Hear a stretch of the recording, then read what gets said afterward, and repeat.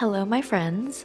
I hope you're all doing well today, and in today's video, I wanted to show you the painting process of one of my latest pieces and to also talk to you about some tips on how to quickly improve your digital art. I'm not sure if I've touched on these before in the past, maybe I have, but I would think that these are a little bit more unconventional, less about skill, and more about working smarter, not harder.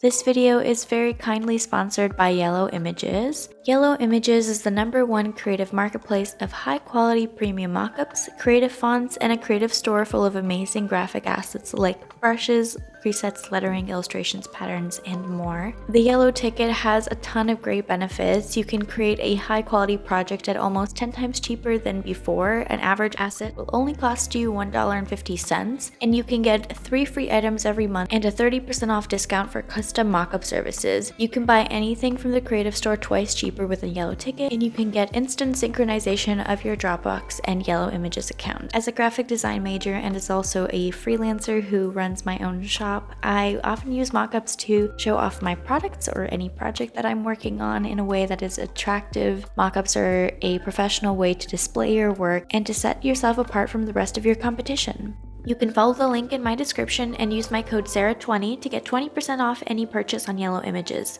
Make presentations that will wow clients, win you more business, and leave you with more time to be creative. Thank you so much to Yellow Images for sponsoring this video.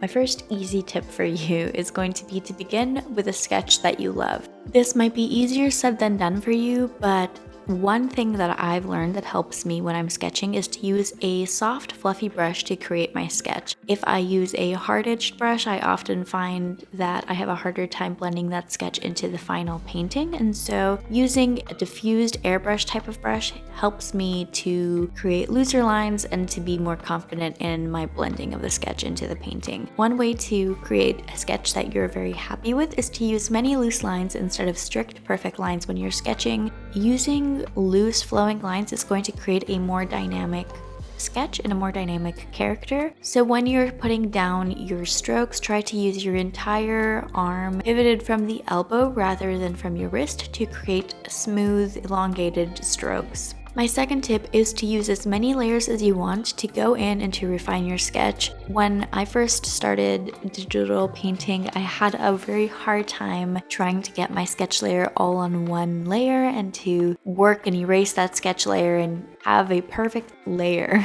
as my sketch layer. I've learned as time has gone on that I don't need to have one layer. I can layer as many layers as I want until I create a sketch that I really do love. One way that I do that is by adding a layer on top of the one I just created using a slightly smaller brush size. Lowering the opacity of the layer beneath the one I just created can stack, so you can start to fade out the older sketches, this older lower layers, and then you can create more refined sketch layers on top of those layers. You can use as many layers as you want. This is definitely up to your own comfort level, but I found that this is a good way for me to create a sketch that I actually do love and to not feel tied to a specific layer. My third tip is, I think, very useful. It's to use a color palette from a photo that inspires you. You can use a photo that you have found on Pinterest or on Unsplash if you want to be safe when it comes to copyright, or you can even take a screenshot from a movie or piece of media that you really enjoy. One thing I would like to talk to you about is to avoid copying a color palette of another artist, an artwork that they've created. And the reason for that is that to be able to successfully take inspiration from a piece rather than to copy it, you have to be removed by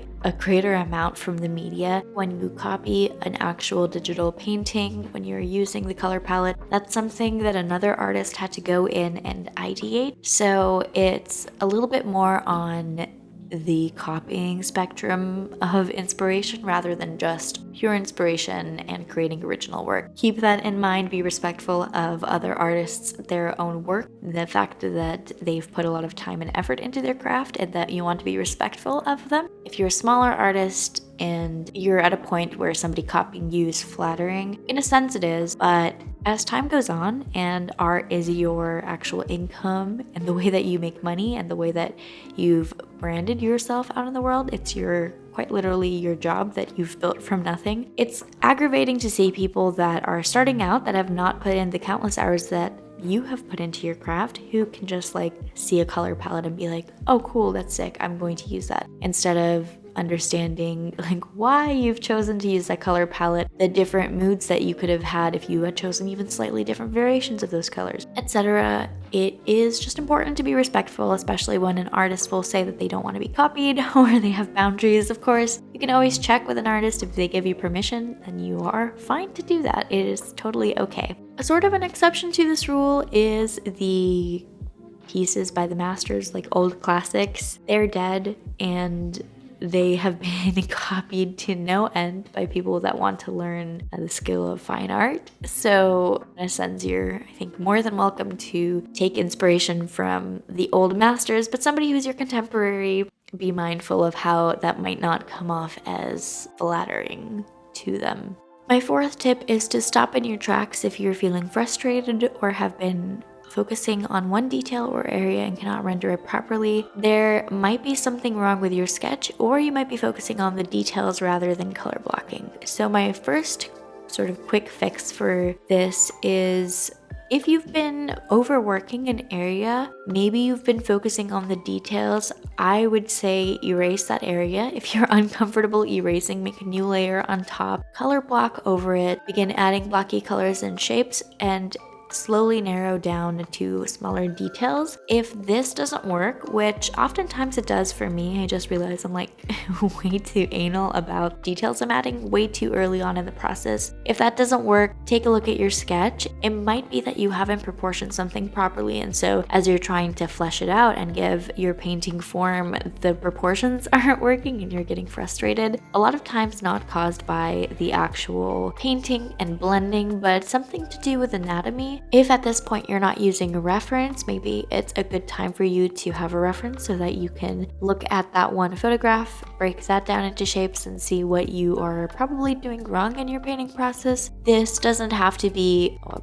beautiful portrait shot by a photographer that you found online. You can take photos of yourself as reference photos, even if your character has no features that are similar to yours. It's just important sometimes to see how light will bounce off of the face or how skin reflects light, the colors in skin. There are multiple solutions to the problem of feeling very frustrated or if that you're overworking, but truthfully, you just need to step back and really analyze what's going wrong. And then my last tip is maybe a little bit difficult to hear because it was difficult for me. It's don't be afraid to blur out details that you've added, or don't be afraid to cover up any details that you've already created, spent a lot of time on. When you think about the painting process through a designer's mindset, you'll realize sometimes it's better to tone down details in order to draw the viewer's eye towards the focal point. Sometimes details that you add into your paintings, even though you've worked a really long time on them, they can be distracting if you didn't add them intentionally or if they don't tell a story. Adding blurs like motion blur,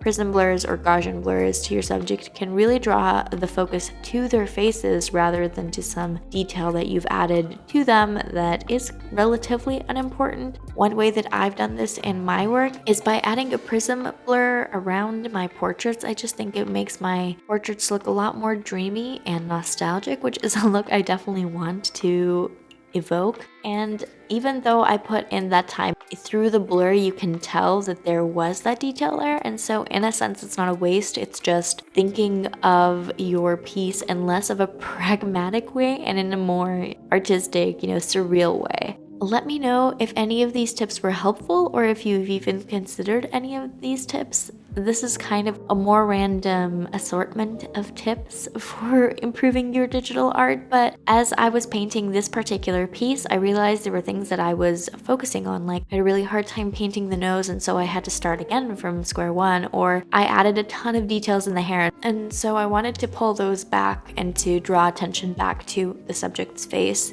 The color palette for this piece too really did change and evolve as I created the piece. At first, I really wanted it to be a little bit more like horror movie greens and grays, and as the piece went on, I realized I wanted this sort of blue-green and mixed with a bright neon pink, which I think is super cute, even though the subject matter is sort of interesting, a little different for me. I think this painting turned out really cute. If you liked this video, be sure to give me a thumbs up, subscribe, and turn on notifications. I'm trying to post weekly videos, and my hope is for Saturday upload. Thank you so much to my patrons for supporting me. That all being said, I hope you enjoy this video and learn something, and I will talk to you guys next week.